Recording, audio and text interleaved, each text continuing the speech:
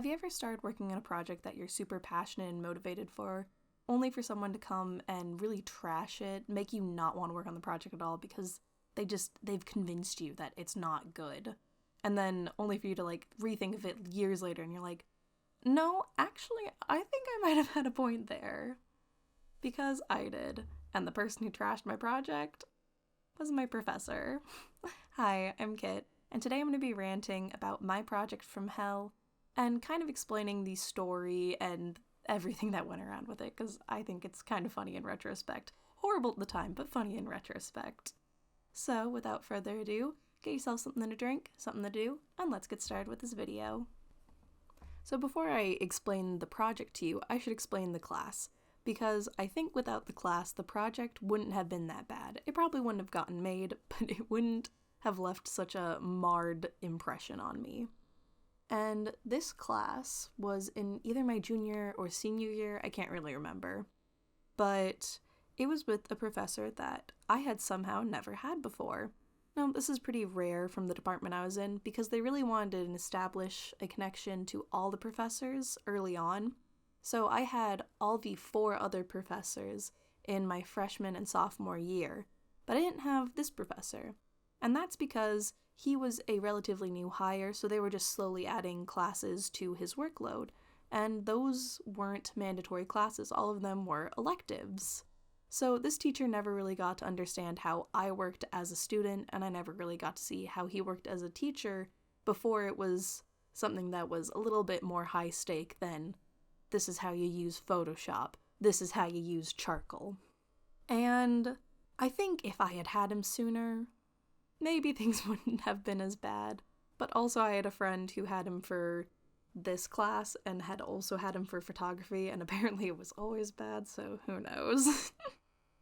Anyways, this was my first class with that teacher, and I think this is where the red flags happen. Because otherwise, I was super excited for this class. I thought I was going to do super good because this was storytelling through art. And I'm like, well, that's literally what I want to do with my degree. I want to tell stories through art, be it through animation, making a comic book, I don't know, art commentary videos, who knows. And so I was really excited for this. But me and that professor did not see eye to eye at all. So right off the bat, the teacher said we could tell our stories through any medium we wanted, be it illustration, animation, photography, film, what have you, as long as it was a visual medium. And I was like, oh, that's great. I love seeing, all these different ideas and things. I know not everyone here is into comics like I am. I'm really excited to see what everyone does. And we ended up having a pretty interesting, mix of projects. We had a couple of animatics, we had someone who wrote a children's book, we had photography, we had film, blah, blah, blah. Really cool. Except my professor actually kind of hated animation. I don't think he really understood a lot about it. He was very rooted in film and photography, and I think he really preferred people who did those projects because he could be more involved. So that was an issue, but whatever, right? Well, here's the issue of that issue. We had a lot of, check-in assignments because we had one big final project, and I was ready for that. I was expecting it. Except he wanted to have check-ins to make sure we were working on our final projects, which means we actually had a lot less time to work on it, because you have to keep in mind, this is a 9-hour credit. We should be spending 9 hours on this class a week. Every other class I had was also a 9 credit, and I don't think I was taking many electives that semester. So, the less class time you give to work on it, which counts towards the 9, is the less time we have to work on it, kind of. Also, a lot of the check-ins kind of were suited towards photography and film. For example, he had us write a screenplay, and I remember I was like, I would be fine writing a script for this, but I don't really think a screenplay would be helpful for a comic. And he was like, actually it would be, because you describe what it looks like. And I'm like, that's not how it works for me. All I need to know is the relative position of my characters, and I don't need a screenplay for that. And he's like, well, you need a screenplay for it. And I was like, okay. was a lot of things like that, where it was like, yeah, I guess I could technically do that, but that's not really that's not really how it'll work for me. That's not like the industry standards. So he had us do storyboards, which was great for comic, except the storyboards he provided were all for film, which means I ended up doing an animatic of what I wanted, which is great, except that really broke the medium of comic to animatic, because comic you can have a shifting panel size. Can't have that with a film screen. So I didn't really like a lot of the check-ins. It felt like a big time waste a lot of the time to me, to the point that he was giving me so much that he was like, no, it will work for the final project, that I wasn't able to work on the final project. And it was also super annoying because he wouldn't let us know what future assignments were, so it wasn't like I could easily tie things together, because he'd be like, oh, well, this week we're doing a screenplay. Oh, actually, next week we're doing an animatic. And I'm like, well, if you had told me that, I could have connected those two a lot better, because I'm not going to draw whatever I wrote in the screenplay, because that's going to be way too complex. Because we also only had like 2-week turnarounds, and like I said, this guy gave us no class time to work. So, a lot of reasons I wasn't a fan of this class. But, that was just stressful. That's just art college in general, right? Wrong. You see, he would do check-ins like super often, and it wasn't just like a little pop by, hey, how you doing, like one-on-one. It was very much like in front of the whole class, which I think made it even worse, because he kind of roasted me in front of the class a lot. And I don't know if it was ever malicious intention. Giving him the benefit of the doubt, I think he just really didn't understand my story. I think he had only really ever engaged in Western and European media and never looked towards Eastern media, and especially for that project, I was looking towards a lot of like anime-esque inspiration. So giving him the benefit of the doubt, I think he just genuinely didn't understand my story. Now saying that, he freaking hated my story and would insult it. He was like, I just don't understand why your character cares about how other people see her, because I had made a comic about this character like mulling over an option as small and insignificant as what tea should I drink, and it was to establish that this character wasn't typical in the head, because she was like, well, I really like chai tea, however, I know that this boy that I super have a mega crush on likes green tea, so maybe I should drink green tea, but if I drink green tea, I'm going to upset my stomach, but if I have black tea, then it's going to wake me up, and all these things. It's as insignificant as what tea are you going to drink. It's not like if she drinks green tea, the boy will fall in love with her, but that is how she was rationalizing it in her head. So that was the premise of this comic, is that she very much gets in her own head often. And the only reason she found an answer was because someone came and made the decision for her. It was her brother who came in and he was like, oh my gosh, you need to stop thinking about this. Just choose which tea you like. And then I don't know if I wrote it down. I think I had her end up choosing the green tea. Because she was like, well, I like him, so I'm going to choose his favorite tea. And my teacher did not like that at all. He was like, I think that you need to have her be more empowered. Why does her brother make the decision for her? And I'm like, sir, the comic explains it. She doesn't have good rational capabilities. And this is where it comes in. I don't think he understood that my story wasn't about a good person. I wasn't writing a role model. I was writing an anti-role model. Now let me be clear here. I'm not here standing on my little soapbox being like, my project was perfect, and my teacher didn't understand. Burn him at the stake. That's not what I'm saying. There were a lot of issues with my story. It was very rough off the cuff. I did change a lot of things midway through just because I was like, oh, I can do that with the story, because that's how a lot of, story goes. Things that were once canon may become uncanon as you further develop the characters and whatnot. But my issue was that it never felt like that was the issue to my teacher. it always felt like he was critiquing the story, saying that, well, if you're not going to tell it the way I want you to, then the story isn't worth telling. Which, when coming from a professor, is like super disheartening. It's basically saying, your art is useless. Why are you even here? And I did have a lot of friends who were luckily able to be like, no, this is a good story. Don't let him rain on your parade. Even though it sucked because it reflected in my grades. But whatever, one class. I passed it. Thank the Lord. And now you're probably wondering to yourself, well, what story did you write for it to be this bad? For you to have such a traumatic experience with it that you haven't touched this character in over 2 years? And you know what? Fair enough. I'm going to sit down and tell you the story of Yami. So our story focused around our main character, Yami, who, may I remind you, is not a great person. She was based off of yandere's, so probably best to steer clear of her as a role model. But our story focused on her. And it was specifically the storyline of the build-up to her confession-confrontation of her love, and then the rejection.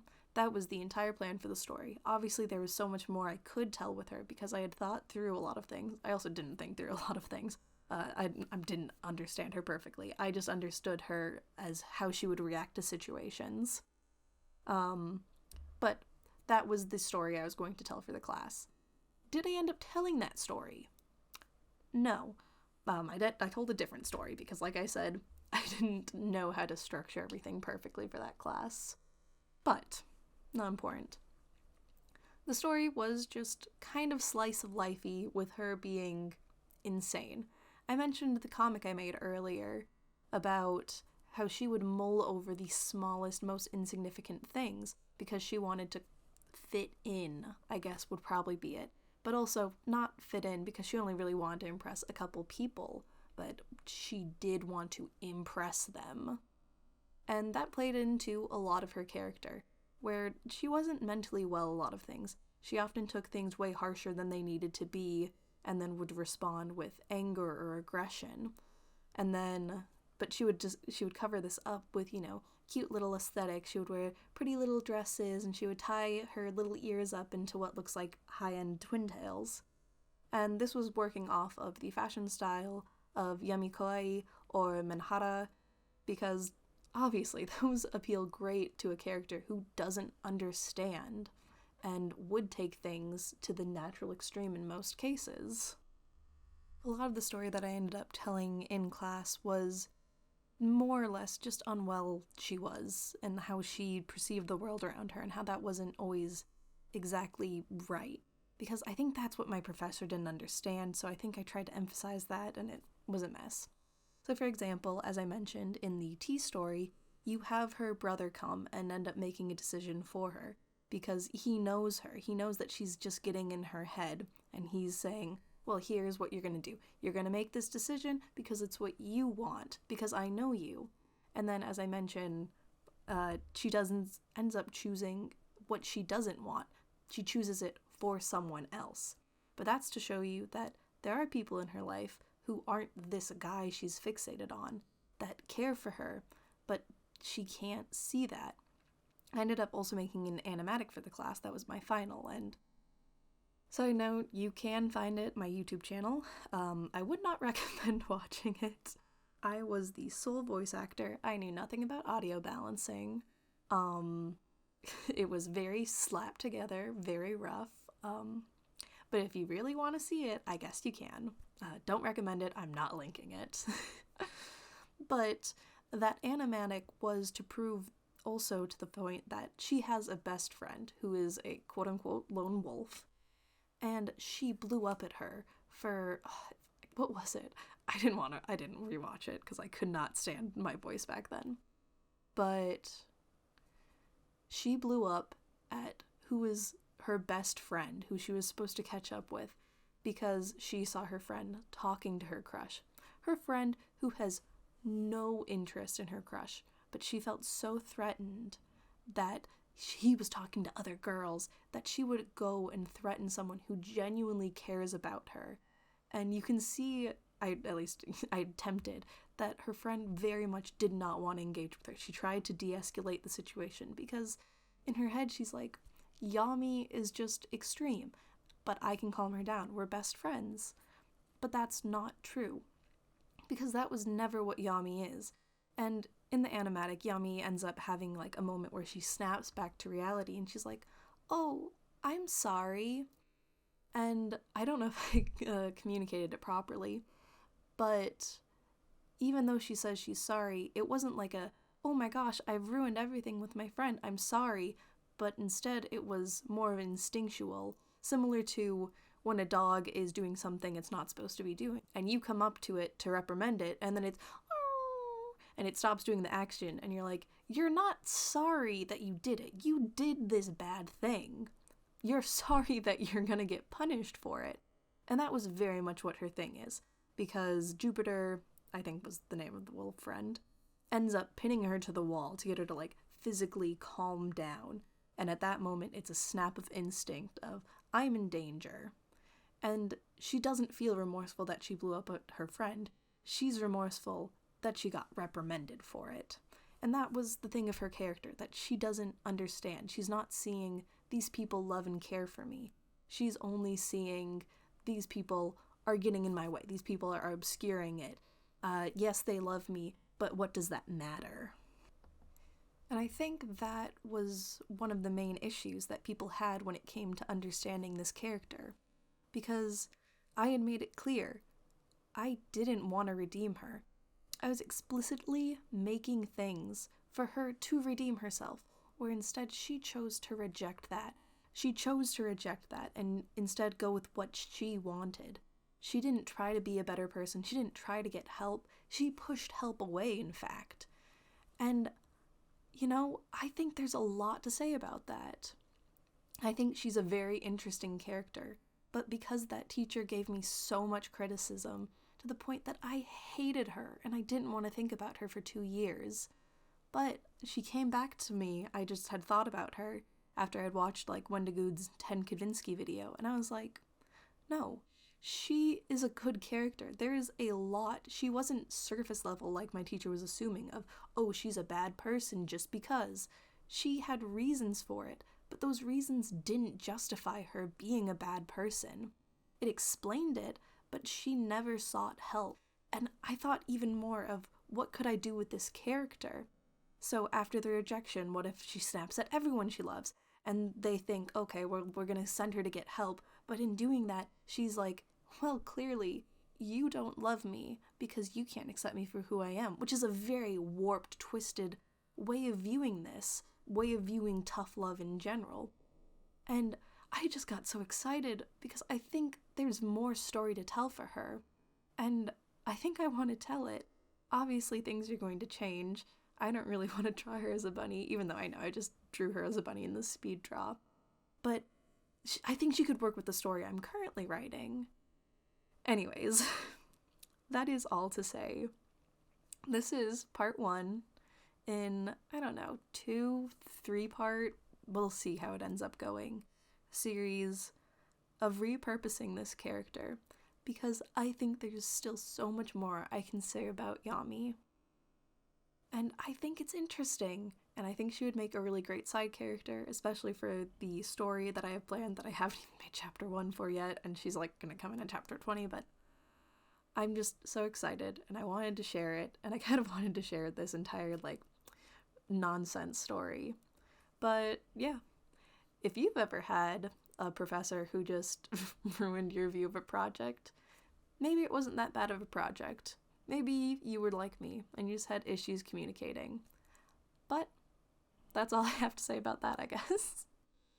I'm really excited to start on this. I'm going to redesign her as a human, and it's going to be awesome. I think I have a lot left that I want to say about Yami. And if you're curious about what I have to say with her, along with various other characters who are going to come to the limelight, maybe not on this channel, not yet, but if you're interested in that, I have a link down below to a Tumblr blog that I've made specifically for this. The title's weird. It's because it's not Yami-centric. It's an entire thing I'm starting. It's a very much behind-the-scenes type thing, but if you're interested in that, go ahead and click that link, follow below, And yeah, I think that's all I have to say. Love you guys. See you later. Bye.